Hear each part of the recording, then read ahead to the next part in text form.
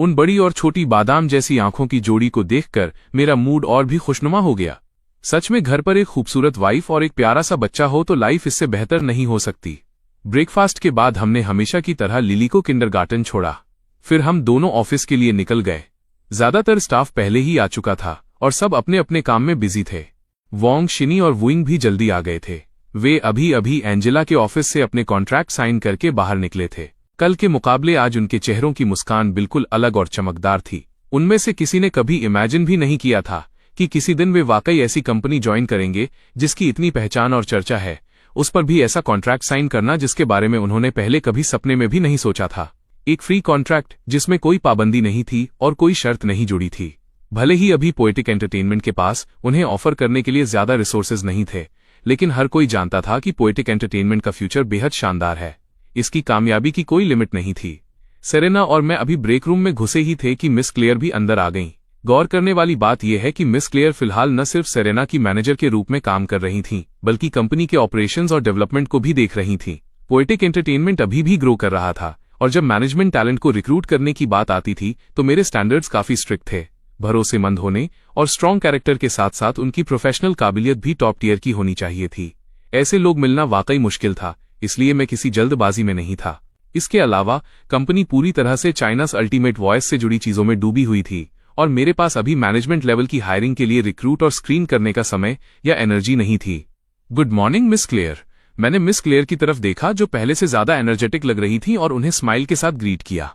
Serena आगे बढ़ी और मिस क्लेयर का हाथ पकड़ लिया और दोनों मिस क्लेयर के सामने बैठ गईं। सेरेना हमेशा एक छोटी बच्ची जैसी लगती थी।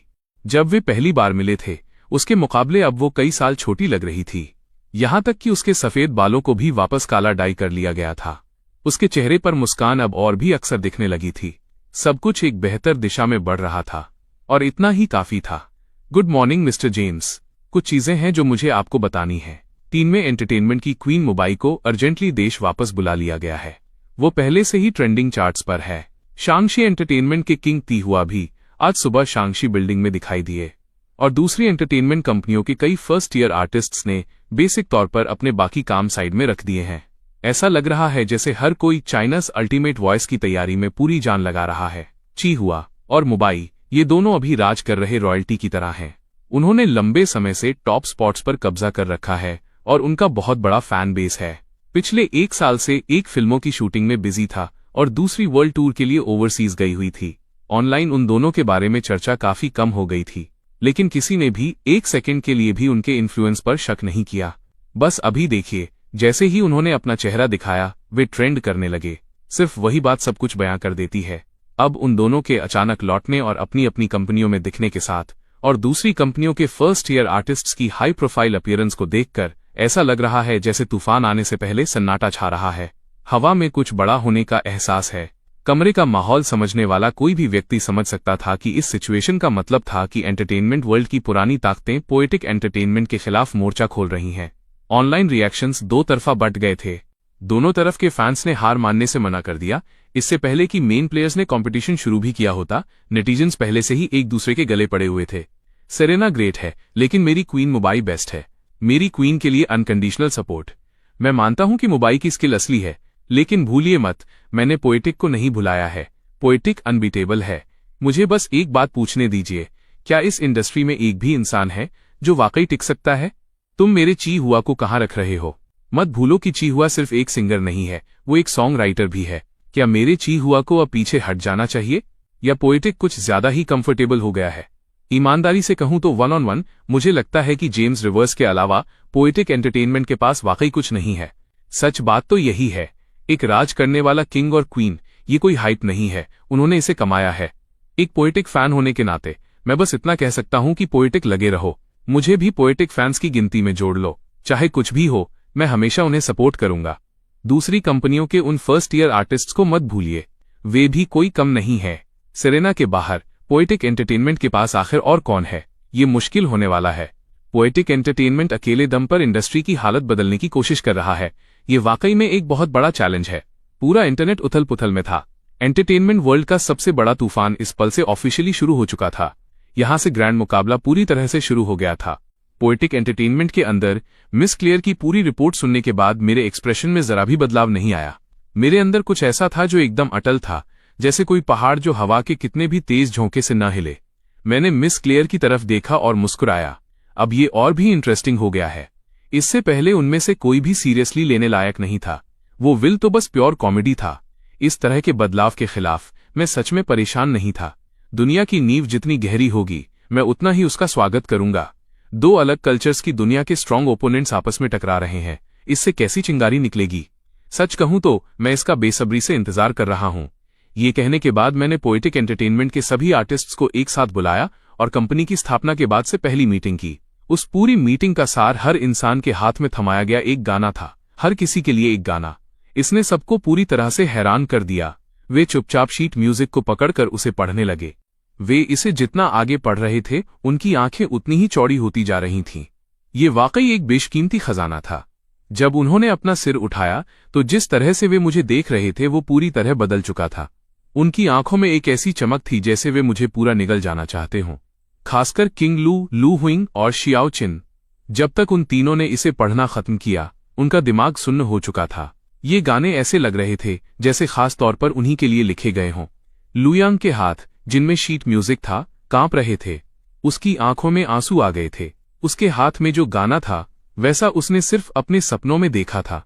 एक ऐसा गाना जिसकी उसने अपनी पूरी जान लगाकर तमन्ना की थी। उसे यकीन था कि सिर्फ इसी एक गाने से वो रातों रात इंडस्ट्री की क्वीन बन जाएगी। सिर्फ क्वीन ही नहीं, राज करने वाली क्वीन। लू होइंग ने ऊपर देखा और बाकी सब की तरह गहरी और संजीदा आंखों से मेरी तरफ देखा। मिस्टर जेम्स, क्या ये वाकई मेरे लिए है? बिल्कुल, मैंने मजबूती से सिर हिलाया। लू वोइंग को इस तरह देख मेरा दिल शांत इमोशन से भर गया। ये वो इंसान था जिसकी आवाज ने कभी अनगिनत लोगों को रुला दिया था। इस दुनिया में सिर्फ लू रोइंग ही इस गाने के काबिल थी। मैंने बाकी सबकी तरफ देखा और पूरी ईमानदारी से कहा, इसे बिना किसी फिक्र के गाओ। कंपनी ने पहले ही इसके कॉपीराइट्स रजिस्टर करा लिए हैं। जब तक तुम हमारे साथ हो, मैं हर चीज का वादा तो नहीं करता, लेकिन तुम्हारे अपने गानों का खजाना कभी खाली नहीं होगा। ये सुनकर सबने सिर हिलाया। उन सबको अपने हाथों में मौजूद शीट म्यूजिक अब थोड़ा और भारी महसूस होने लगा। ये उन पर मेरा भरोसा था। हमारी पहली साथ की शुरुआत के लिए मैंने उनमें से हर एक को कुछ ऐसा असाधारण दिया था जो उन पर पूरी तरह फिट बैठता था। मैं इसी तरह का इंसान था और मेरे भरोसे के बदले में वे इन गानों की अपनी परफॉर्मेंस को बेस्ट लेवल तक ले जाने के लिए जी जान लगा देंगे। मीटिंग खत्म हुई। किसी ने एक शब्द नहीं कहा। उन्होंने शीट म्यूजिक को अपने सीने से लगा लिया और एक्साइटमेंट के साथ अपने अपने रिकॉर्डिंग स्टूडियो की तरफ चल दिए। मैंने उन्हें जाते हुए देखा और एक लंबी गहरी सांस ली। अब तूफान उठने वाला था। इन लोगों के आने से चाइना की म्यूजिक वर्ल्ड हिल जाएगी। हर नेटिजन के इंतजार और हर एंटरटेनमेंट कंपनी की नजरों के बीच शुक्रवार 22 नवंबर को चाइनास अल्टीमेट वॉयस का तीसरा एपिसोड आखिरकार आ गया। इस एपिसोड के टिकट बहुत पहले ही बिक चुके थे और ब्लैक करने वाले इन्हें आसमान छूती कीमतों पर बेच रहे थे। इसके बावजूद मैजिक सिटी स्टेडियम के बाहर अनगिनत लोग इन्हें पाने के लिए जद्दोजहद कर रहे थे। उस शाम 8 बजे बजने से काफी पहले ही भीड़ बहुत ज्यादा हो गई थी। चाहे टिकट हो या ना हो, हर कोई अंदर घुसने की कोशिश कर रहा था। सबको पता था कि कंपटीशन का ये राउंड कुछ हटकर होने वाला है। पोएटिक एंटरटेनमेंट के सभी लोग इस बार वहां मौजूद थे। यहां तक कि मैं भी छोटी लिली को सुलाने के बाद वहां पहुंचा। बाहर के परेशान नेटिजन्स के उलट यहां हर एक इंसान पूरी तरह शांत और कॉन्फिडेंट था। क्यों? सीधा सा जवाब है, मेरे गानों की वजह से। रही बात इसकी कि आज रात स्टेज पर कौन जाएगा, तो वो अभी भी एक राज था, क्योंकि मैंने कहा था कि हम ये इस आधार पर तय करेंगे कि हमें चैलेंज कौन दे रहा है। वे जिसे भी भेजेंगे हम उसी लेवल पर जवाब देंगे। मैं उन्हें उनके अपने ही मैदान में हराऊंगा। उधर टीम में एंटरटेनमेंट में एक वीडियो कॉन्फ्रेंस चल रही थी। वे इस बात पर बहस कर रहे थे कि ओपनिंग राउंड में पहले किसे जाना चाहिए। सब कुछ डिस्कस होने के बाद लुगा ने फाइनल फैसला लिया। चूंकि हमने पहले राउंड में ही जेम्स रिवर्स को कुचलने का फैसला किया है, तो चलिए हमारी कंपनी से मुंबई को भेजते हैं। पोएटिक एंटरटेनमेंट को एक स्ट्रॉन्ग ओपनिंग वार्निंग मिलनी चाहिए। एक राज करने वाली क्वीन।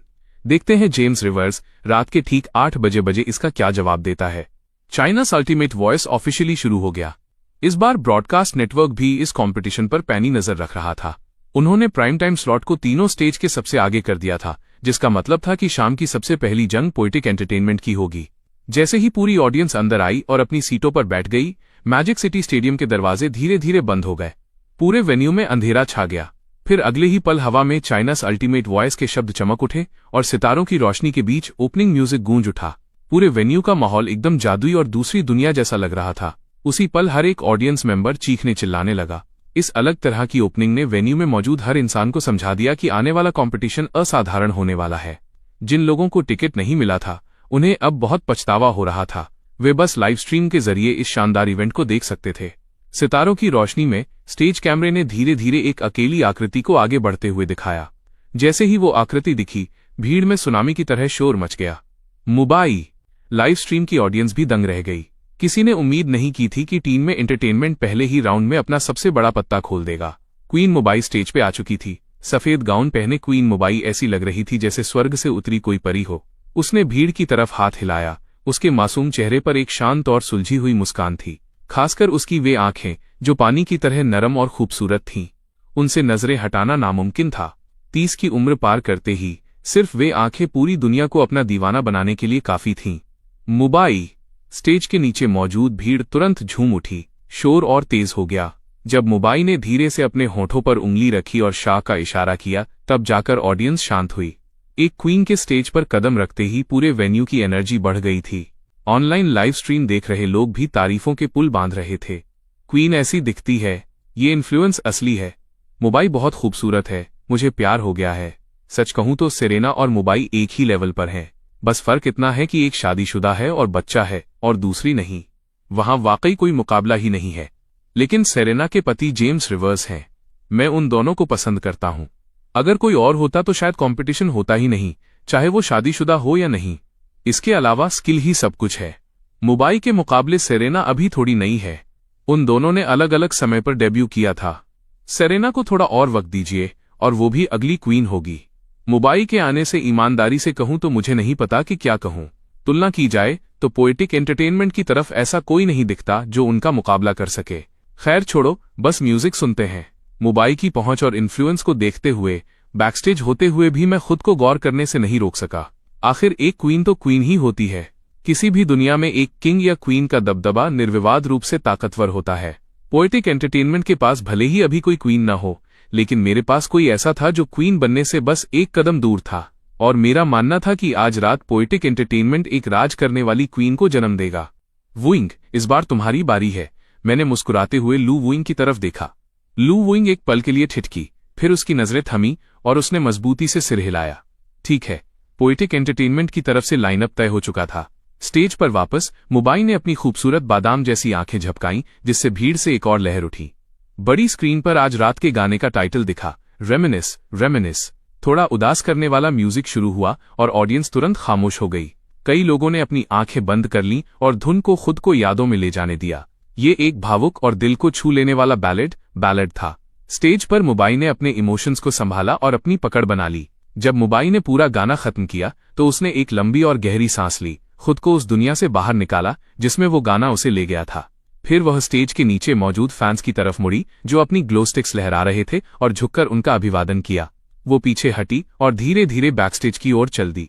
लू वुइंग पहले से ही बैकस्टेज इंतजार कर रही थी। जैसे ही मुंबई बैकस्टेज की तरफ बढ़ी, उसने उसे वहां इंतजार करते हुए देखा। दोनों महिलाओं ने एक दूसरे को देखा। मुंबई की आंखों में हैरानी की एक साफ झलक थी। वुइंग, तुम पोएटिक एंटरटेनमेंट में शामिल हो गई? लू वुइंग ने हल्के से मुस्कुराते हुए सिर हिलाया। हाँ, तुम 1 साल से देश से बाहर थी, शायद तुमने सुना नहीं होगा। जेम्स रिवर्स वाकई में एक बहुत महान सॉन्ग राइटर और एक बहुत अच्छे बॉस हैं। मुंबई के एक्सप्रेशन थोड़े ठंडे पड़ गए।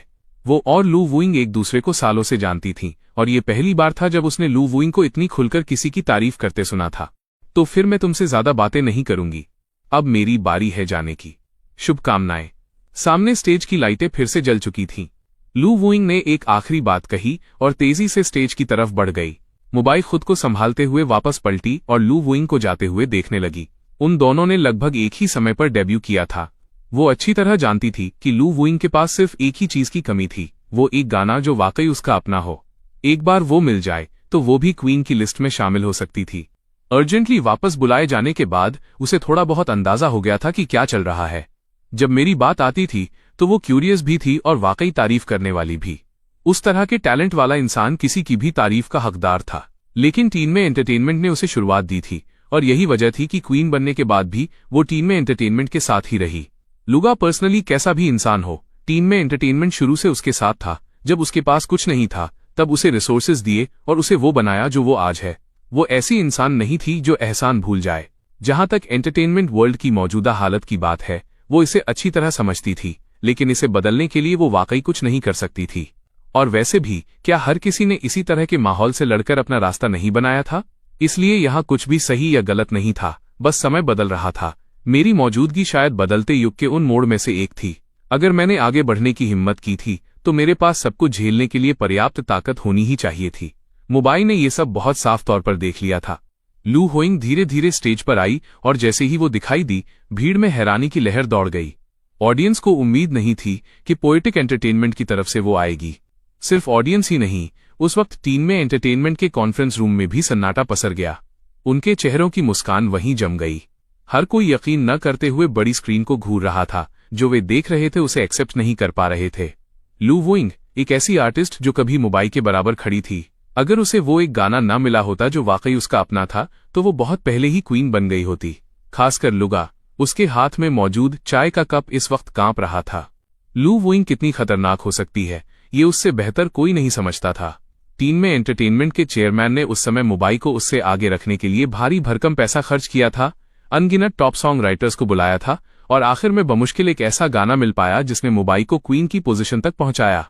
लेकिन अब लू वोइंग फिर से स्टेज पर थी और इस बार उसके पास मेरे जैसे मॉन्स्टर का साथ था। जैसे ही लुगा ने इसके बारे में सोचा, उसके अंदर एक सिहरन दौड़ गई।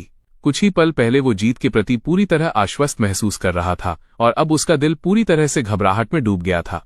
लाइव स्टेज पर लू वोइंग ने सफेद बटन वाली शर्ट पहनी थी जिस पर गार्डेनिया की पंखुड़ियां छपी थीं और साथ में हल्के नीले रंग की प्लीटेड स्कर्ट थी। बस वहां इस तरह खड़े होकर ही उसने ऑडियंस के एक बड़े हिस्से का दिल जीत लिया था। उसके चेहरे पर वो प्यारी सी मुस्कान, जिसे एक बार देखने पर ही इंसान को तुरंत सुकून महसूस होता था। ऑफिशियल लाइव स्ट्रीम में मोबाइल के बारे में चल रहे कमेंट्स अचानक रुक गए। खामोशी छा गई। फिर स्क्रीन पर वॉल टू वॉल सिर्फ क्वेश्चन मार्क्स नजर आने लगे और उसके बाद जैसे हैरान कर देने वाले कमेंट्स का सैलाब आ गया।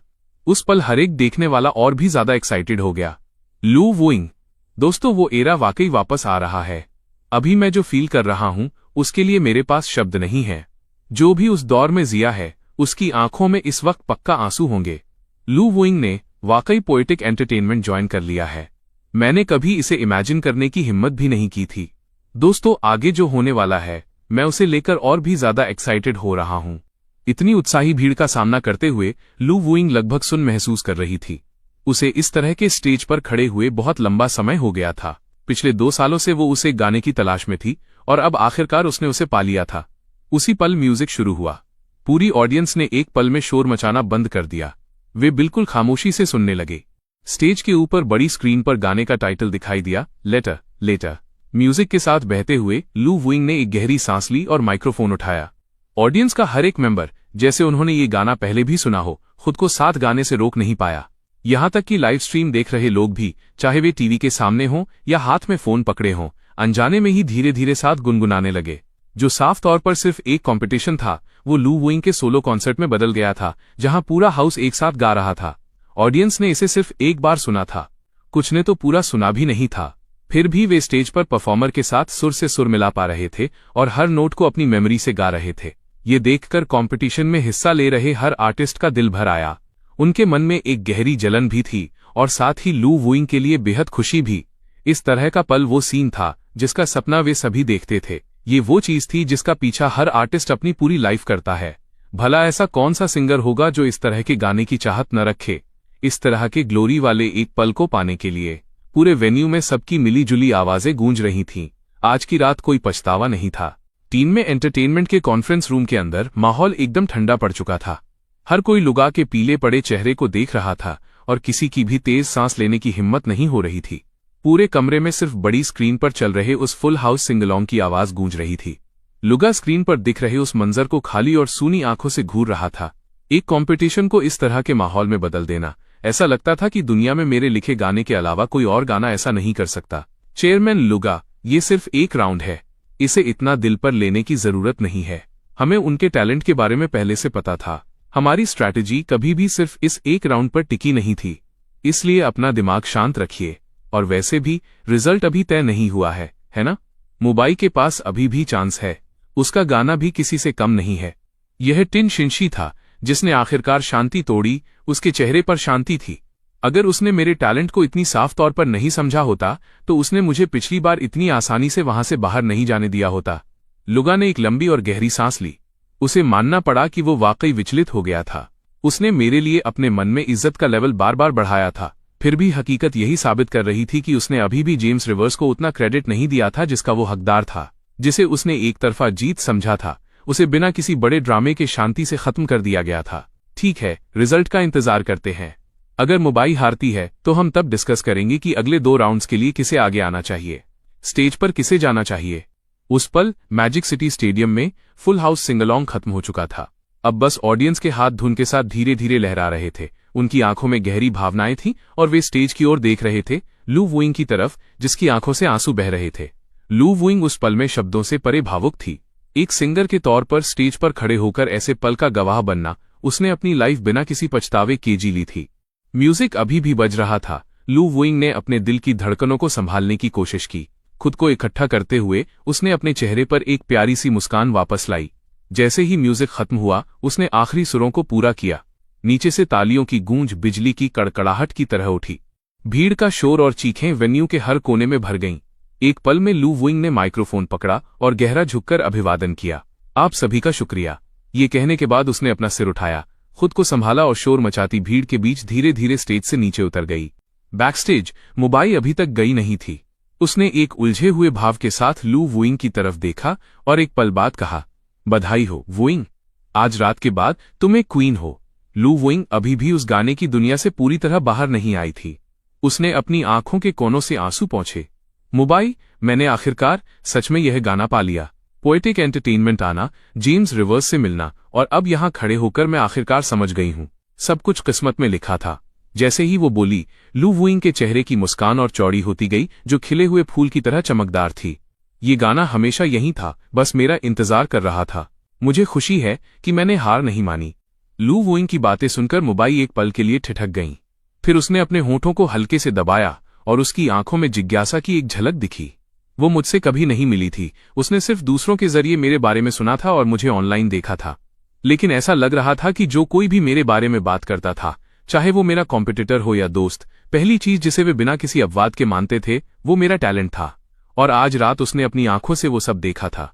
इससे मुंबई मेरे बारे में और भी ज्यादा क्यूरियस हो गई। ये आदमी कैसा इंसान था कि वो जिस किसी से भी मिलता उसका दिल जीत लेता। ठीक है मुंबई, कंपनी के लोग अभी भी मेरा इंतजार कर रहे हैं, मैं पहले वहां चलती हूं, हम फिर कभी बात करेंगे। लू वुइंग अब थोड़ी उतावली महसूस कर रही थी। वो कंपनी के सभी लोगों से मिलना चाहती थी। वो इस खुशी को पर्सनली उनके साथ शेयर करना चाहती थी। वो मुझे आमने सामने थैंक यू कहना चाहती थी। बिल्कुल, जाओ, हम फिर किसी दिन बात करेंगे। मुंबई होश में आई और उसने सिर हिलाया, फिर लू वुइंग को वहां से जाते हुए देखा। लू वुइंग वापस उस कमरे की ओर चली गई जहां पोएटिक एंटरटेनमेंट के सभी लोग जमा थे। उसी पल ऑनलाइन वोटिंग पूरी शिद्दत के साथ शुरू हो गई। अनगिनत नेटिजन्स उस वक्त खुद को एक अजीब कश्मकश में पा रहे थे। वे समझ नहीं पा रहे थे कि किसे वोट दें। उनके लिए दोनों ही समान रूप से मायने रखती थीं। वे मुंबई को प्यार करते थे और लू वुइंग को भी उतना ही चाहते थे। अपने ही दिल के साथ गद्दारी महसूस करते हुए वे वोटिंग बटन पर उन 2 नामों को देख रहे थे और पूरी तरह से फटे जा रहे थे। वेबो पर हर एंटरटेनमेंट ग्रुप में और हर उस जगह जहां लोग बात कर सकते थे बहस छिड़ी हुई थी। यहां तक कि ऑफिशियल लाइव स्ट्रीम में भी दर्शक फैसला नहीं कर पा रहे थे। गाइज, मैं क्या करूं? मैं मुंबई का फैन हूं, लेकिन लू वुइंग का गाना लेटर मुझे बहुत पसंद आया। ऐसा लगता है जैसे सब कुछ हकीकत हो। मैं पूरी तरह से कंफ्यूज्ड हूं। मुझे रेमिनिस और लेटर दोनों पसंद हैं। मुझे कोई आधा आधा काट क्यों नहीं देता ताकि ये दर्द खत्म हो जाए। और इसी तरह दिए गए समय के भीतर दर्शकों ने आखिरकार अपने दांत भींचकर अपना फैसला लिया और अपना एक कीमती वोट डाला। ब्रॉडकास्ट नेटवर्क तेजी से वैलिड वोटों की गिनती कर रहा था। जब फाइनल रिजल्ट आखिरकार सामने आया तो देखने वाला हर शख्स एक पल के लिए ठिठक गया। फिर अगले ही सेकंड लाइव स्ट्रीम कमेंट से भर गई, ये ऐलान करते हुए कि इस पल में एक नई क्वीन का जन्म हो चुका है, क्वीन लू वुइंग। ये खिताब हक से उसका है। जैसे कमेंट स्क्रीन पर लहरों की तरह दौड़ गए। सबसे कमाल की बात यह थी कि वोटिंग रिजल्ट आने के ठीक 2 मिनट बाद वेबो पर हर मीडिया आउटलेट ने सबसे पहले खबर छापने की होड़ लगा दी। सुर्खियां कुछ ऐसी थीं, शॉकिंग, चाइनास अल्टीमेट वॉइस बना अब तक के सबसे ऐतिहासिक सिंग अलोंग मोमेंट का गवाह। हजारों लोग एक साथ गा उठे। पूरी कहानी के लिए क्लिक करें। पूर्व देवी लू वुइंग ने क्वीन मुंबई को हराया, सफलतापूर्वक सिंहासन पर कब्जा किया। अविश्वसनीय। टीम में एंटरटेनमेंट की पोएटिक एंटरटेनमेंट के सामने हार। असली विजेता। हर तरह की ध्यान खींचने वाली हेडलाइंस ने हर बड़े प्लेटफॉर्म को भर दिया। वो मीडिया जो इतने समय से गायब था, आखिरकार फिर से सामने आ गया। जिस पल लू वुइंग जीती, हर मीडिया आउटलेट ने साफ देख लिया, पोएटिक एंटरटेनमेंट की बढ़त अब कोई नहीं रोक सकता था। उन्होंने काफी समय तक पोएटिक एंटरटेनमेंट के बारे में कुछ भी रिपोर्ट नहीं किया था, क्योंकि पूरी एंटरटेनमेंट इंडस्ट्री उन पर दबाव बना रही थी। मीडिया ने खुद को बहुत लंबे समय तक रोक कर रखा था, लेकिन अब इस पल में वे पूरी तरह समझ गए थे, बिग 3 का दौर शायद खत्म होने वाला है। जब से मैं आया था, बिग 3 की साख डगमगाने लगी थी। इंडस्ट्री पर उनकी पकड़ दिन ब दिन कमजोर होती जा रही थी, और अब इस कंपटीशन के खत्म होने और पोएटिक एंटरटेनमेंट की पहली क्वीन को ताज मिलने के बाद एंटरटेनमेंट वर्ल्ड का नजारा पहले से कहीं ज्यादा साफ हो गया था। इसलिए मीडिया ने अब टीम में एंटरटेनमेंट को और तवज्जो देना छोड़ दिया और आखिरकार खुलकर सामने आए। पोएटिक एंटरटेनमेंट के कमरे में मैंने भी फाइनल रिजल्ट देखा। मुझे तुरंत राहत महसूस हुई। मुकाबला बहुत करीबी था, सिर्फ 2 वोटों का अंतर। लू वुइंग ने सबसे कम मुमकिन अंतर से जीत हासिल की थी। इतना ही काफी है, पोएटिक एंटरटेनमेंट की पहली क्वीन ऑफिशियली आ चुकी है। उधर टीम में एंटरटेनमेंट के कॉन्फ्रेंस रूम में लुगा ने सिर हिलाया। उसका चेहरा कड़वाहट से भरा था। सिर्फ 2 वोटों का अंतर और मुंबई फिर भी हार गई। हालांकि उसने खुद को इस नतीजे के लिए तैयार कर लिया था, लेकिन उन नंबर्स को देखकर उसे एक गहरी जलन महसूस हुई, जिसे वो झटक नहीं पा रहा था। उसने सपाट लहजे में कहा, अब बोलो, अगली बार हम किसे भेजें? नतीजा तय होने के बाद लुगा ने खुद को संभाला। हर एंटरटेनमेंट कंपनी के रिप्रेजेंटेटिव्स ने एक दूसरे की तरफ देखा। ऐसे राउंड के बाद ये तय करना कि अगला कौन जाएगा, एक बड़ी समस्या थी। यहां तक कि मुंबई भी हार गई थी। पोएटिक एंटरटेनमेंट को डराने के लिए जो ताकत का प्रदर्शन शुरू किया गया था, उसने बिल्कुल काम नहीं किया। उल्टा लू वुइंग क्वीन बन गई। ये एक करारा तमाचा था। अब सिर्फ 2 ही रास्ते थे, या तो किंग्स और क्वींस को भेजते रहो और उनके हुनर को बोलने दो, या फिर किसी को कुर्बान करने के लिए भेजो ताकि वे उन्हें थका सकें। लुगा ने सिरदर्द के साथ अपनी कनपटियों को रगड़ा और कहा, अभी जो हालात हैं, चीहुआ को भेजना भी शायद बेकार की कोशिश होगी। हमें नहीं पता कि जेम्स रिवर्स के पास अभी और कौन से पत्ते बाकी हैं। ऐसे में पहले दूसरों को भेजकर माहौल देखते हैं। जेम्स रिवर्स के टैलेंट को थोड़ा थकने दो। जितना मैं उसे जानता हूं, जब तक हम नए ओरिजिनल गाने लाएंगे, वो भी नए ओरिजिनल गानों से हमारा मुकाबला करेगा और उसकी साख उसे कोई भी हल्का गाना लाने की इजाजत नहीं देगी। तो बात वहीं वापस आती है। मुझे नहीं लगता कि उसका टैलेंट असीमित है। जब टियानसी ने अपनी बात खत्म की, तो कई लोगों ने एक दूसरे को बेचैनी से देखा। वे नहीं जानते थे कि क्या कहें। क्या मेरा टैलेंट वाकई खत्म हो सकता था? वे अपने भीतर इस सवाल को उठते हुए महसूस कर रहे थे। जब से मैं आया था, मैं इतना असाधारण साबित हुआ था कि कोई अंदाजा नहीं लगा सकता था। मेरा हर एक गाना लाजवाब रहा था। अब तक मैंने कितने बेहतरीन ट्रैक रिलीज कर दिए थे। इसने सबको अनिश्चितता में डाल दिया था। लेकिन फिलहाल ये सब कुछ आजमाने और बेहतर की उम्मीद करने जैसा था, क्योंकि वॉर ऑफ एट्रिशन, थकाने वाली जंग के अलावा उनके पास कोई बेहतर प्लान नहीं था। एक कंपनी रिप्रेजेंटेटिव ने बेबसी के साथ कहा, चेयरमैन, जो भी अगला जाएगा हम आपके पीछे चलेंगे। जो भी अगला जाएगा उसे इंटरनेट पर बुरी तरह निशाना बनाया जाएगा। पिछले राउंड में जो हुआ, उसके बाद उम्मीदें आसमान छू रही हैं। अगर अगला शख्स उस लेवल को मैच नहीं कर पाया, तो उसे ऑनलाइन पूरी तरह तबाह कर दिया जाएगा। हाँ, मुझे पता है कि तुम सब किस बात से डरे हुए हो। अगले राउंड के लिए हम ये करेंगे, हमारी कंपनी से यी या वाई या को भेजते हैं। वो सिर्फ एक 3rd टियर आर्टिस्ट है। उसे एक ओरिजिनल गाना दो और उसे वहां मुकाबला करने दो। उसे एक बफर की तरह इस्तेमाल करेंगे, ताकि उसके बाद आप जिन 1st टियर आर्टिस्ट्स को भेजेंगे, उन्हें ऑनलाइन उतनी बुरी तरह न झेलना पड़े। टियानसी के बात खत्म करते ही हर कंपनी रिप्रेजेंटेटिव ने राहत की सांस ली। उनकी अपनी कंपनियों में 1st टियर आर्टिस्ट्स उनकी सबसे बड़ी संपत्ति थे, और वे वाकई अपने टॉप टैलेंट को वहां कुर्बान नहीं करना चाहते थे। और बस इसी तरह शेंगशी एंटरटेनमेंट बिल्डिंग में ई या वाई या, जो अभी भी लाउंज में बैठकर शो देख रही थी, उसे अचानक एक नोटिस मिला। अपनी ही धुन में खोई हुई ई या को कुछ समझ नहीं आया, जब उसे कंपनी ने तुरंत मैजिक सिटी स्टेडियम पहुंचने का समन थमा दिया। अब तक मैजिक सिटी स्टेडियम के बाकी 2 स्टेजों पर जंग छिड़ी हुई थी, लेकिन वहां दर्शकों की तादाद काफी कम हो गई थी। हर कोई अभी भी लेटर के खुमार में डूबा हुआ था और पोएटिक एंटरटेनमेंट के अगले राउंड का बेसब्री से इंतजार कर रहा था। जब तक ई या मैजिक सिटी स्टेडियम के बैकस्टेज पहुंची, उसे धीरे धीरे समझ आने लगा कि क्या हो रहा है। उसे मुकाबले के लिए भेजा जा रहा था। उसके चेहरे का रंग तुरंत उड़ गया, यहां तक कि उसके चेहरे पर लगे बड़े टोट सनग्लासेस भी टेंशन की वजह से थोड़े टेढ़े हो गए थे। उसने कंपटीशन देखा था और वो अच्छी तरह जानती थी कि पिछला राउंड कैसा था। वो 2 क्वींस के बीच की लड़ाई थी और अब उसे भेजा जा रहा था। क्या ये उसे सीधे सीधे बलि का बकरा बनाने जैसा नहीं था? ऊपर से उसके हाथ में जो गाना था, उसकी उसने एक बार भी प्रैक्टिस नहीं की थी। इस गाने को अभी परफॉर्म करना मतलब बर्बादी की गारंटी थी। गुस्से में ईया ने तुरंत मालियांग को कॉल किया, लेकिन नतीजे ने उसे अपना फोन तोड़ने पर मजबूर कर दिया। उस घटिया आदमी ने ऐसे वक्त में अपना फोन स्विच ऑफ कर रखा था। अभी कुछ ही समय पहले उसने कस्में खाई थी कि वो उसे दुनिया में ऊपर ले जाने में मदद करेगा, और अब ये देखो। इस बीच बाकी 2 स्टेजों के रिजल्ट आ चुके थे और मुकाबला एक बार फिर उस स्टेज पर लौट आया जहां पोएटिक एंटरटेनमेंट खड़ा था। वेन्यू में मौजूद भीड़ फिर से शोर मचाने लगी। वे सब ये देखने के लिए बेताब थे कि इस बार पोएटिक एंटरटेनमेंट को कौन चैलेंज करेगा और वे किस तरह का म्यूजिक लेकर आएंगे। बैकस्टेज ईया ने बस अपनी आंखें बंद की, एक गहरी सांस ली और कांपते पैरों के साथ स्टेज की ओर चल पड़ी। अब वो समझ चुकी थी कि ये कंपनी के ऊपरी मैनेजमेंट का फैसला है और उसके पास इसे बदलने की कोई ताकत नहीं है। स्टेज पर लाइटें जल उठीं और भीड़ के शोर के बीच ईया ने स्टेज पर कदम रखा। जैसे ही उसने अपनी आंखें खोलीं और सामने उम्मीदों से भरी हजारों आंखों को देखा, उसकी आंखों से आंसू निकलने को बेताब हो गए। हे भगवान, ये डरावना है। अगर ये उसका अपना कॉन्सर्ट होता तो वो इतनी उत्साहित भीड़ को देखकर 7वें आसमान पर होती, लेकिन ये कॉम्पिटिशन था और वो इसके लिए बिल्कुल भी तैयार नहीं थी। नीचे भीड़ का जोश देखकर वो अंदर से टूट रही थी। उसके मन में कंपनी के प्रति नफरत का गुबार उठने लगा। उसे पता था कि आज के बाद उसका करियर खत्म है। नफरत का बीज उसके दिल में गहराई तक समा गया। ईया ने सूनी आंखों के साथ माइक्रोफोन उठाया। म्यूजिक ऑफिशियली शुरू हुआ और फिर शुरू हुई उसकी लड़खड़ाती और अटकती हुई गायकी। स्टेज के नीचे जो ऑडियंस उम्मीदों से भरी थी, उनकी उम्मीदें एक पल में धराशायी हो गई। पूरे वेन्यू में बूइंग की लहर दौड़ गई। ऑफिशियल लाइव स्ट्रीम में अनगिनत दर्शक कीबोर्ड वॉरियर्स बन गए और उसे बुरी तरह ट्रोल करने लगे। Oh my God! जैसे ही इसने मुंह खोला, मैं तो डर ही गया। क्या तुम कोई शैतान हो? इतनी हिम्मत कहां से आई कि स्टेज पर खड़े होकर हमें ये कचरा सुना रही हो? और मुझे लगा था कि दिग्गजों का दौर वापस आ गया है। जब इसने गाना शुरू किया, मैं तो वहीं मरते मरते बचा। सिर्फ थोड़ा नहीं, बहुत ही ज्यादा खराब गा रही है। मेरे कान, मुझे इन्हें धोना पड़ेगा। आवाज बुरी नहीं है, बस साफ दिख रहा है कि वो बिना किसी तैयारी के आ गई है।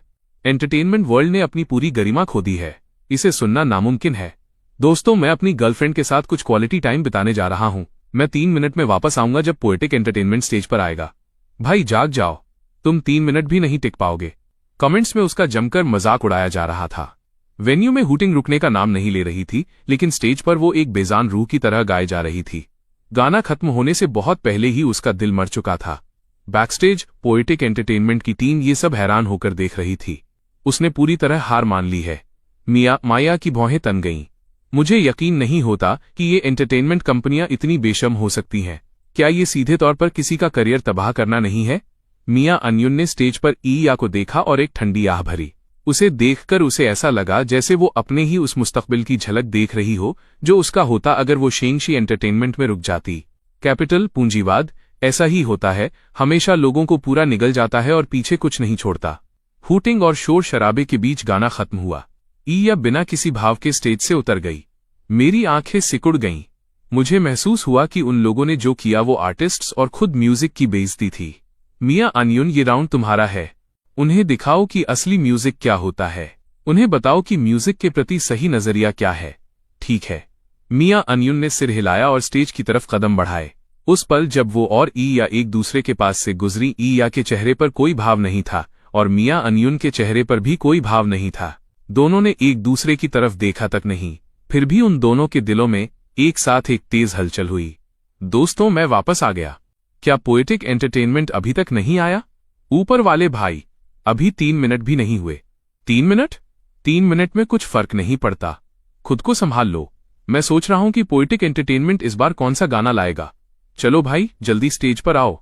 पोएटिक की बात करें तो मुझे हमारी पोएटिक नन्ही प्रिंसेस की याद आ रही है। हमारी बेबी को देखे हुए काफी वक्त हो गया। वो यहाँ है। मिया अन्युन ने भी पोएटिक एंटरटेनमेंट ज्वाइन कर लिया है। ओ माय गॉड, मेरी यूनियन यहाँ है। ये तो सपने जैसा है। सबकी उम्मीदों के बीच मिया अन्युन बेहद ग्रेस के साथ स्टेज पर आई, जिसे देखकर भीड़ की तरफ से हैरानी और खुशी का शोर उठा। ये वाकई बहुत पोएटिक एंटरटेनमेंट वाला अंदाज था। हर बार वे एक अलग तरह का सरप्राइज लेकर आते थे। स्टेज के पीछे ईया, जो अभी तक वहां से गई नहीं थी, उसने वेन्यू से आ रहे शोर को सुना। उसका दिल बार बार बैठने लगा। उसने आखिरकार मुड़कर देखा। मशहूर स्टेज पर मिया अन्युन को देखकर, जो सिर्फ सिंपल कैजुअल कपड़ों में थी, ईया की नजरों में वो बिना किसी मेहनत के भी बेहद एलिगेंट लग रही थी। खासकर मिया के चेहरे पर वो गहरा और अटूट कॉन्फिडेंस देखकर एक पल के लिए ईया की आंखों के सामने धुंधलापन छा गया।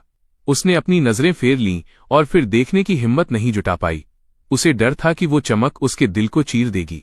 कभी वो भी ऐसी ही थी, फ्यूचर के सपनों से भरी हुई, स्टेज के लिए सम्मान रखने वाली और म्यूजिक के प्रति पूरी तरह ईमानदार। लेकिन रास्ते में कहीं न कहीं सब कुछ बदल गया था। एक बार जब उसने कैपिटल की ताकत देख ली तो उसका मासूम दिल गाने की चाहत से हटकर किसी भी कीमत पर ऊपर चढ़ने और उसके लिए कुछ भी कर गुजरने की तरफ मुड़ गया। और अंत में वो इस मोड़ पर आ खड़ी हुई। स्टेज पर म्यूजिक शुरू हो चुका था।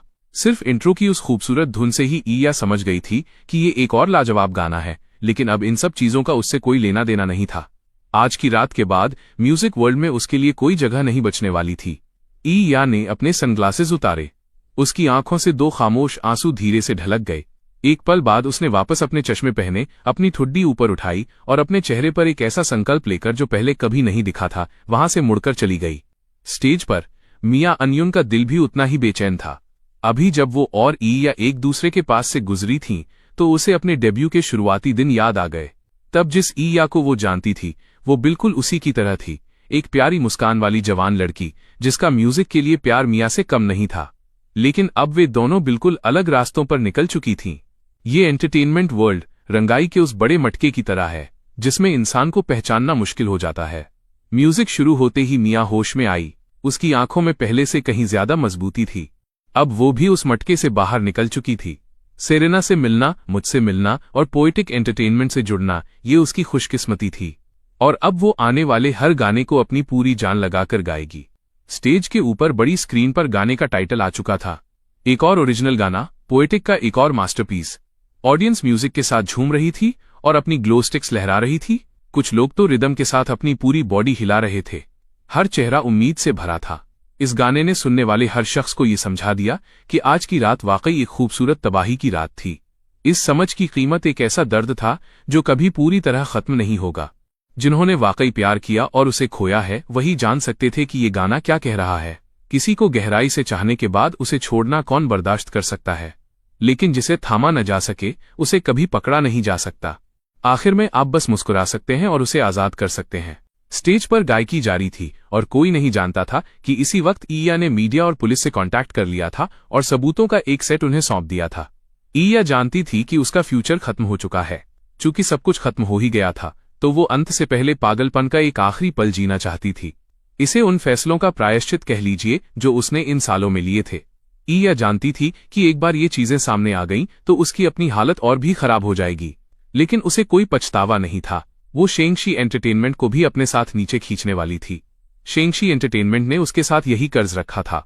जब मीडिया को जानकारी मिली तो वे एक पल के लिए सन्न रह गए, खासकर ईया द्वारा भेजी गई तस्वीरों और दस्तावेजों को देखकर।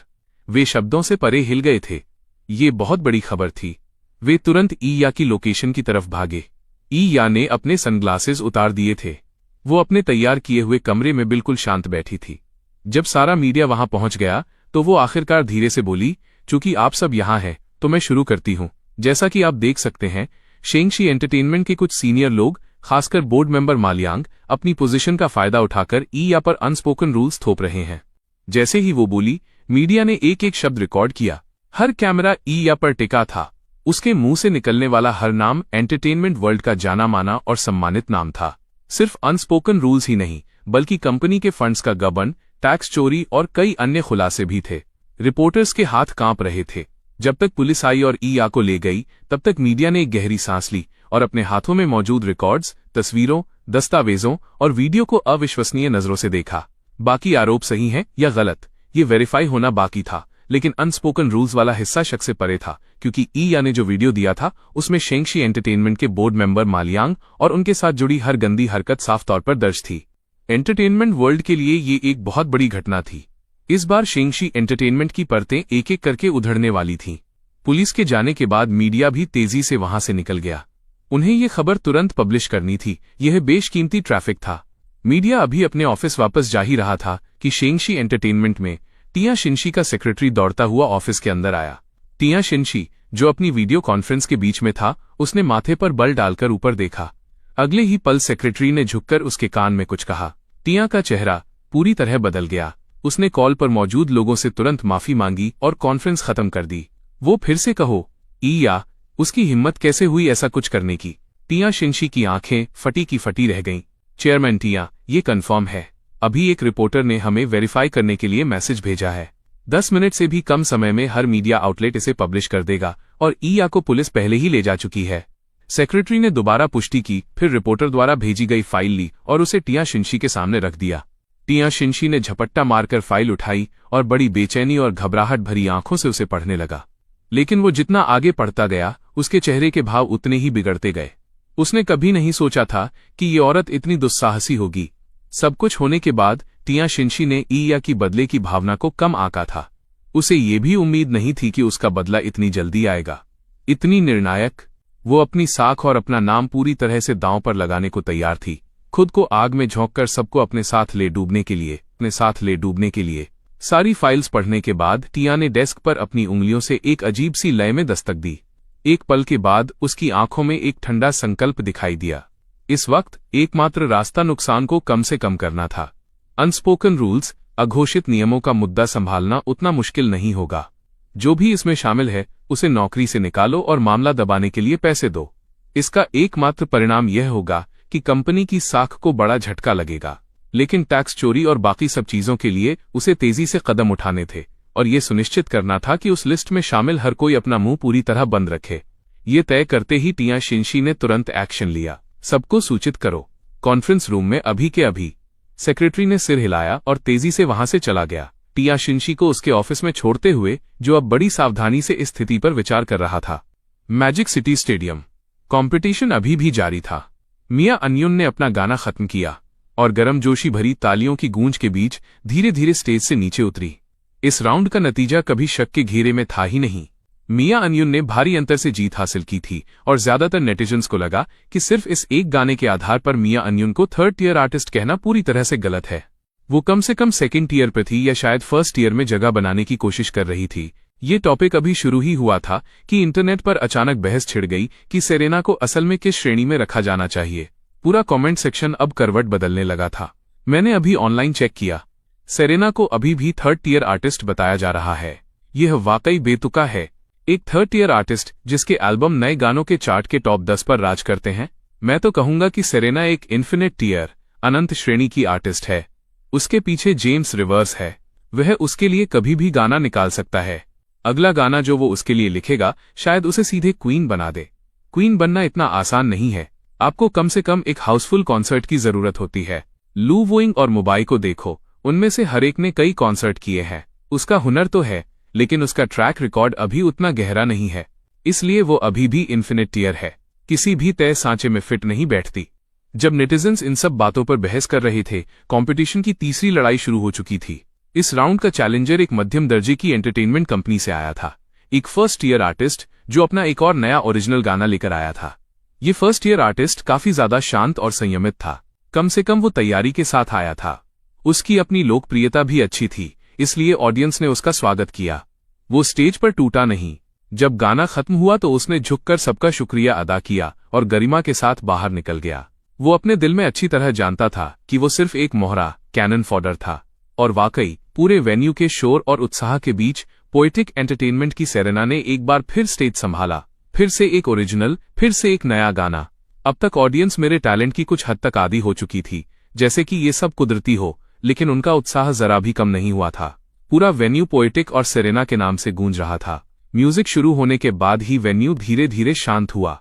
सेरेना इस बार जो गाना लाई थी वो भी आज की रात के मिजाज के हिसाब से ही था। पूरी तरह से जज्बाती तबाही, एक दिल को छू लेने वाला, उदास कर देने वाला बैलेड। ब्रॉडकास्ट नेटवर्क पर इस एपिसोड की रेटिंग पिछले दोनों एपिसोड के मुकाबले दोगुनी से भी ज्यादा हो चुकी थी और इस वक्त ऑनलाइन सबसे आम कमेंट यही था कि ये एपिसोड एक एक पैसे की कीमत वसूल करने वाला रहा।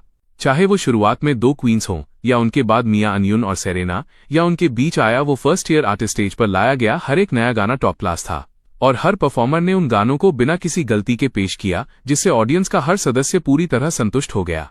अब इस आखिरी राउंड के आखिरी गाने में ऑडियंस ने हर सुर को ऐसे थाम लिया जैसे वो कोई कीमती चीज हो। उनमें से हर कोई चाहता था कि काश वे सेरेना को ये गाना हमेशा के लिए गवाते रह सकें। वे चाहते थे कि ये एपिसोड कभी खत्म न हो, लेकिन हर अच्छी चीज का अंत होता है। कभी कभी ऑडियंस का मन सेरेना की आवाज से भरा भी नहीं होता कि गाना अपने आखिरी अंतरा वर्ष तक पहुंच जाता। म्यूजिक थमा, लाइटें धीमी हुई। एक प्यारी सी मुस्कान के साथ सेरेना झुकी और स्टेज से बाहर चली गई, लेकिन ऑडियंस मुस्कुरा नहीं सकी। कंपटीशन खत्म हो गया था और उनका दिल उसके साथ चला गया था। जिस पल लाइटें बंद हुईं, सबको अपने सीने में एक खालीपन सा महसूस हुआ। अब कोई नतीजे के बारे में सोच भी नहीं रहा था, क्योंकि सब पहले से जानते थे पोएटिक एंटरटेनमेंट जीत चुका था। 3 एपिसोड बीत चुके थे जब से पहले ही एपिसोड में सेरेना के अलास्का बे ने स्टेज पर जीत का परचम लहराया था। पोएटिक एंटरटेनमेंट ने एक भी राउंड नहीं हारा था। अब तक पॉइंट्स के मामले में पोएटिक एंटरटेनमेंट ने 5 अंक जमा कर लिए थे। टीम में एंटरटेनमेंट के पास सिर्फ 2 थे।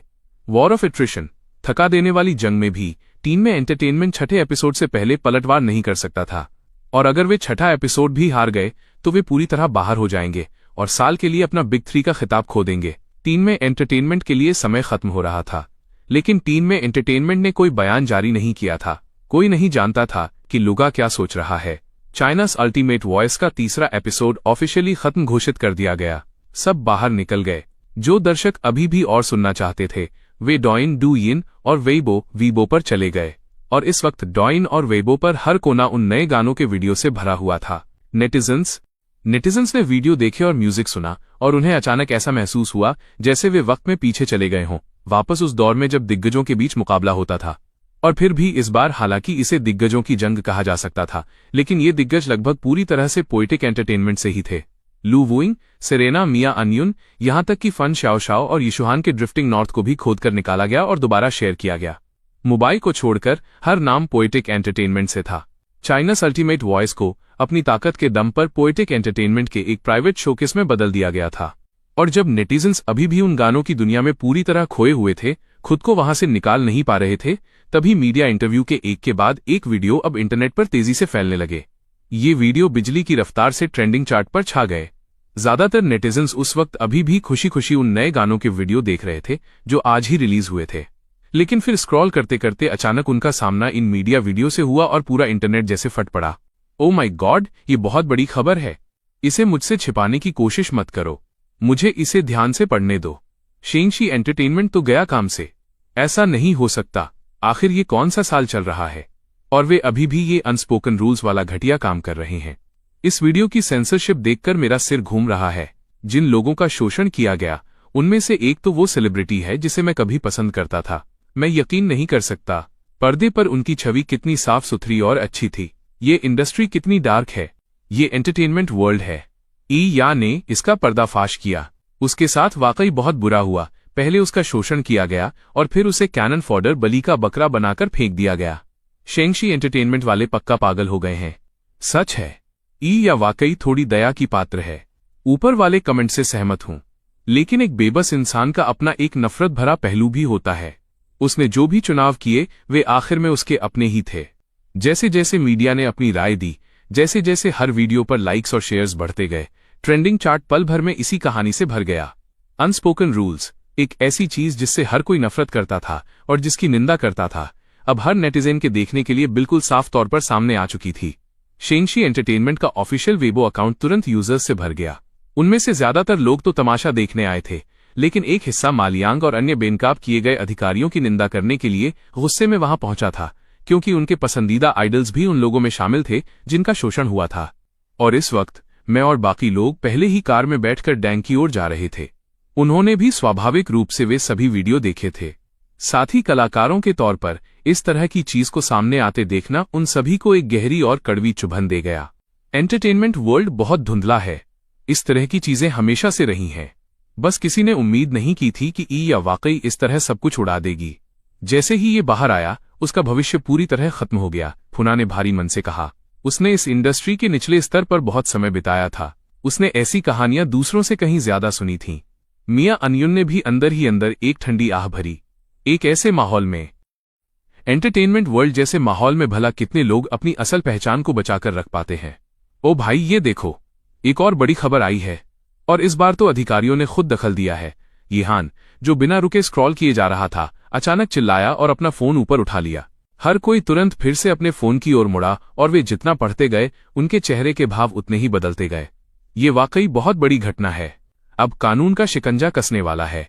अभी नेटिजन शेंगशी एंटरटेनमेंट के अनस्पोकन रूल स्कैंडल से उबर ही नहीं पाए थे कि कई बड़े ऑफिशियल मीडिया आउटलेट्स ने भी इससे जुड़ी डेवलपमेंट्स को कवर करना शुरू कर दिया। इसने लोगों के गुस्से को और भड़का दिया पता चला कि ये सिर्फ अनस्पोकन रूल्स तक सीमित नहीं था, बल्कि इसमें टैक्स चोरी और कई अन्य समस्याओं की एक लंबी कड़ी जुड़ी हुई थी। हालांकि शेंगशी एंटरटेनमेंट ने आनन फानन में एक इमरजेंसी स्टेटमेंट जारी किया कि संबंधित व्यक्तियों को हिरासत में ले लिया गया है और वे पूरी तरह से सहयोग करेंगे, फिर भी ये जनता के आक्रोश की लहर को नहीं रोक सका। तुम बिग 3 में से एक हो, इतनी बड़ी कंपनी और इतने सारे लोग गलत काम कर रहे हैं और तुम कह रहे हो कि तुम्हें पता ही नहीं था। 2 घंटे के भीतर शेंगशी एंटरटेनमेंट की साख अपने सबसे निचले स्तर पर पहुंच गई। यहां तक कि कंपनी के शेयर की कीमतें भी बुरी तरह गिरने लगीं। लेकिन सबसे डरावनी चीज जनता का शोर नहीं थी। सबसे डरावनी बात यह थी कि अब अधिकारियों ने मोर्चा संभाल लिया था। जैसे ही पूरे एंटरटेनमेंट इंडस्ट्री में कड़ी जांच क्रैकडाउन का ऐलान हुआ, पोएटिक एंटरटेनमेंट को छोड़कर हर दूसरी कंपनी सन्न रह गई। आखिर कौन सी कंपनी है जिसके पास छिपाने के लिए कुछ नहीं है? खैर, अब वक्त आ गया है। प्रशासन सब कुछ साफ करने के लिए अंदर आ चुका है। हम तो गए, वक्त बीतता गया, एक के बाद एक बड़ी खबरें आती रहीं। दिन गुजरते गए। इंटरनेट पर अभी भी हलचल मची हुई थी, लेकिन एंटरटेनमेंट इंडस्ट्री एक अभूतपूर्व भूकंप का सामना कर रही थी। अधिकारी हर कंपनी की बारीकी से जांच कर रहे थे। कुछ समय के लिए इंडस्ट्री का हर शख्स डरा हुआ था। अब किसी के पास एक साथ मिलकर साजिश रचने की हिम्मत या एनर्जी नहीं बची थी, सिवाय लिली एंटरटेनमेंट के, जो बिल्कुल शांत और सुरक्षित थी। हर दूसरी कंपनी, चाहे बड़ी हो या छोटी, किसी न किसी स्कैंडल से जूझ रही थी। इस स्थिति ने कई इन्वेस्टर्स और स्पॉन्सर्स को इंडस्ट्री का नया चेहरा बिल्कुल साफ दिखा दिया। इसने उन्हें लिली एंटरटेनमेंट की पोटेंशियल क्षमता का भी अंदाजा करा दिया। अगर वे पहले इस बात से डरे हुए थे कि बाकी कंपनियां मिलकर उन पर दबाव डालेंगी, तो अब वो डर पूरी तरह खत्म हो चुका था। आखिर ये बाकी कंपनियां अब नदी पार करते मिट्टी के बुद्ध की तरह थीं, जो खुद को बचाने में ही बमुश्किल सक्षम थीं। उनके पास किसी और के बारे में सोचने का न तो समय था और न ही ताकत। जब तक ये कंपनियां संभल पाती, तब तक लिली एंटरटेनमेंट के साथ उनके पार्टनर्स के रिश्ते पत्थर की लकीर बन चुके होते। इसीलिए हर छोटे बड़े इन्वेस्टर और स्पॉन्सर ने तुरंत लिली एंटरटेनमेंट से संपर्क किया। मेरे लिए ये स्थिति थोड़ी खट्टी मीठी थी। मुझे थोड़ा पछतावा हो रहा था कि मैंने एंजेला की सलाह क्यों नहीं मानी और अपने लिए एक पर्सनल असिस्टेंट क्यों नहीं रखा। चूंकि कंपनी अभी पूरी तरह व्यवस्थित नहीं हुई थी और स्टाफ भी पूरा नहीं था, इसलिए सारा काम मुझ पर आ पड़ा था। अकेला मैं ही था जो सारे बड़े फैसले ले सकता था। इसका मतलब ये था कि पिछले कुछ दिनों से मैं इतना बिजी था कि मेरे पास सांस लेने तक की फुर्सत नहीं थी। अगर मैं किसी मीटिंग में नहीं जा रहा होता, तो मैं किसी कॉन्ट्रैक्ट को साइन करने के लिए रास्ते में होता और मुझे इनमें से हर एक डील को खुद रिव्यू करना पड़ता था। अगर कुछ ऐसा होता जो स्वीकार नहीं किया जाना चाहिए, तो मैं उसे एक्सेप्ट नहीं करता था। अगर जरा सी भी कोई दिक्कत होती, तो मैं उसे तुरंत रिजेक्ट कर देता था। लिली एंटरटेनमेंट में हर कोई ओवरटाइम कर रहा था। सबके अपने अपने रोल तय थे। कुछ लोग अपीयरेंस संभाल रहे थे, तो कुछ पीआर देख रहे थे। हैरानी की बात यह थी कि एंजेला, जो पहले सबसे ज्यादा बिजी रहती थी, अब ऑफिस में सबसे रिलैक्स इंसान बन गई थी। द वॉइस ऑफ अमेरिका के तीसरे एपिसोड को आए हुए 4 दिन हो चुके थे। मंगलवार दोपहर 26 नवंबर, लिली एंटरटेनमेंट का सीईओ ऑफिस। सेरेना गर्मा गर्म खाने की ट्रे लेकर अंदर आई और उसे डेस्क पर रख दिया। जब उसने मुझे दस्तावेजों में डूबा हुआ देखा, तो उसकी आंखों में चिंता साफ झलक रही थी। लंच का वक्त हो गया है। तुम्हें जल्द से जल्द एक असिस्टेंट ढूंढना होगा। सब कुछ खुद करना अब मुमकिन नहीं रह गया है। मैंने सिर हिलाया और अपनी कनपटियों को रगड़ा। मैंने आखिरकार फाइल नीचे रख दी। हाँ, एंजेला पहले से ही किसी को ढूंढने की कोशिश कर रही है। बस बात यह है कि अच्छे असिस्टेंट मिलना मुश्किल होता है। मुझे वाकई नहीं पता कि तुम्हें मिया जैसी असिस्टेंट कहाँ से मिली। मुझे वैसी कोई छोटी असिस्टेंट क्यों नहीं मिल जाती? शायद ये सब किस्मत का खेल है। सेरेना मुस्कुराई। मिया वाकई कमाल है। और मिया अनियन की असिस्टेंट रॉन, वे दोनों ही बहुत शानदार लोग हैं। खाना खाते हुए हम बातें कर रहे थे, तभी मेरा फोन अचानक बज उठा। इन दिनों मुझे अपने फोन की आवाज से चिढ़ होने लगी थी, लेकिन फिर भी मैंने एक आह भरी। मैंने अपने चॉपस्टिक्स नीचे रखे और स्क्रीन की ओर देखा। कॉलर आईडी देखकर मैं एक पल के लिए ठिठक गया। मैंने जल्दी से फोन उठाया। प्रोफेसर सू, क्या सब ठीक है? जब सेरेना ने मुझे ऐसा कहते सुना, तो उसने तुरंत मेरी ओर देखा। ये कॉल लिली की टीचर सूलिन की थी। उनकी बातें सुनते ही मेरे माथे पर बल पड़ने लगे। सेरेना की घबराहट बढ़ने लगी। ठीक है प्रोफेसर सू, मैं समझ गया। मैं अभी वहां आता हूं। ये कहकर मैंने फोन रख दिया। क्या हुआ? क्या लिली को कुछ हुआ है? सेरेना ने भी अपने चॉपस्टिक्स नीचे रख दिए। उसका चेहरा डर से पीला पड़ गया था। लिली उसकी दुनिया थी। अगर उसे कुछ भी होता, तो सेरेना को नहीं पता था कि वो क्या करेगी। सब ठीक है, डरो मत। प्रोफेसर सू ने बस ये बताने के लिए कॉल किया था कि लिली पिछले 2 दिनों से ठीक से खाना नहीं खा रही है। सेरेना को इतना घबराया हुआ देखकर मैंने उसे तुरंत तसल्ली दी। ये सुनकर सेरेना ने राहत की सांस ली, लेकिन फिर वो दोबारा सोच में पड़ गई। लिली खाना नहीं खा रही थी। ऐसा पहले कभी नहीं हुआ था। चलो चलकर उसे देखते हैं। मैं भी थोड़ा परेशान था। मैंने आगे कहा, प्रोफेसर सू को भी लगता है कि हमें आना चाहिए। वो भी चिंतित हैं। सेरेना ने सिर हिलाया। हम दोनों में से किसी की भी अब लंच खत्म करने की भूख नहीं बची थी। हमने डेस्क पर रखे कंटेनर समेटे और ऑफिस से निकलकर सीधे रिवर ब्लॉसम किंडरगार्टन की ओर भागे। किंडरगार्टन में सू लिन देख रही थी कि लिली डाइनिंग टेबल पर सिर झुकाए चुपचाप बैठी है। टीचर के चेहरे पर परेशानी के गहरे निशान थे। इस वक्त सेरेना और मेरी लोकप्रियता अपने चरम पर थी। आप कह सकते हैं कि अमेरिका में जो कोई भी ऑनलाइन था वो हमें जानता था।